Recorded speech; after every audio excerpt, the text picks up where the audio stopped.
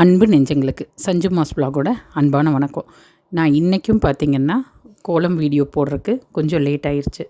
கொஞ்சம் ஹெல்த்து சரியில்லை. அதனால் என்னால் காலையில் நேரமே எழுந்திரிச்சு சாமி கும்பிடவும் முடியல. அதே போல் இந்த கோலம் வீடியோவும் எடிட் பண்ணி வாய்ஸ் ஓவரெல்லாம் கொடுக்க முடியல. ஆனால் அதுக்கு பதிலாக ஒரு லாங் வீடியோ போஸ்ட் பண்ணியிருந்தேன். அது என்னன்னு தெரியல.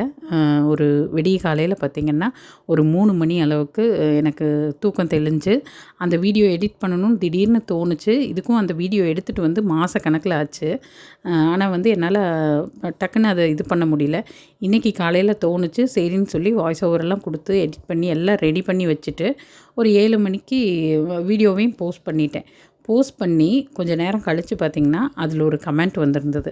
அந்த கமெண்ட் என்னென்னா, அவங்க பழனியிலேருந்து இது பண்ணுறாங்களாமா.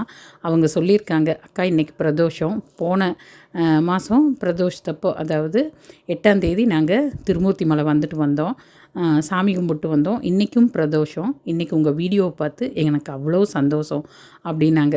இது எல்லாம் எப்படி நடக்குது, யார் மூலிமா நடக்குது, இதெல்லாம் ஒன்றுமே தெரியலைங்க. ஆனால் இதெல்லாம் ஒரு மனசுக்கு அவ்வளோ ஒரு சந்தோஷத்தை கொடுக்குது, நிறைவை கொடுக்குது. அதுபோல் எந்த ஒரு விஷயமாகட்டும் நம்ம பெருசாக எதிர்பார்க்காமல் செய்யணும். செஞ்சோம்னா அதோட பலன் அவ்வளோ ஒரு இனிமையாக இருக்கும், அவ்வளோ ஒரு நிறைவாக இருக்கும். இது யாரோ சொன்னதில்லைங்க, அனுபவத்தில் நானே சொல்கிறது. ஏன்னா நிறைய விஷயங்கள், ஒரு குழந்தையாகட்டும், ஒரு நாய், பூனை, செடி, கொடி, அது மாதிரி எந்த ஒரு உயிரினமாகட்டும், நம்ம அதுக்கிட்ட காட்டுற அன்புக்கு, அது எதிர்மறையாக அது காட்டுற அன்புக்கு ஈடு என எதுவுமே இல்லை, இல்லையா? அது எதை எதிர்பார்த்து நம்ம அந்த குழந்தையாகட்டும், இல்லை செடி கொடி ஆகட்டும், இல்லை மற்ற மிருகங்களான நாய்க்குட்டி, பூனைக்குட்டி, அது மாதிரி எதுவாக இருந்தாலுமே நம்ம அன்புன்னு ஒன்று செலுத்தும்போது அதுக்கு கிடைக்கிற பிரதிபலன் பார்த்திங்கன்னா ரொம்ப பெருசு. அந்த பெருசை அனுபவ ரீதியாக உணரணும். உணர்ந்தோம்னு வைங்களேன், அவ்வளோ ஒரு சுகமாக இருக்கும்.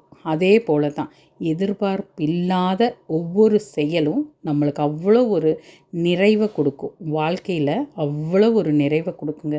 இது நான் கண்ட அனுபவ உண்மை. அதே போல் நம்ம ஒருத்தருக்கு ஒரு உதவி செய்கிறோம், அவங்க நம்மளுக்கு நாளைக்கு இதுக்காக உதவி செய்வாங்க அப்படின்னு நினச்சி நம்ம அந்த உதவி செஞ்சோம்னா அதுக்கு பலனே இல்லை. நம்ம அந்த இடத்துல டக்குன்னு தோணும் உதவி பண்ணணும்னு, அப்போ எதிர்பார்க்காம அதை பண்ணிடணும்.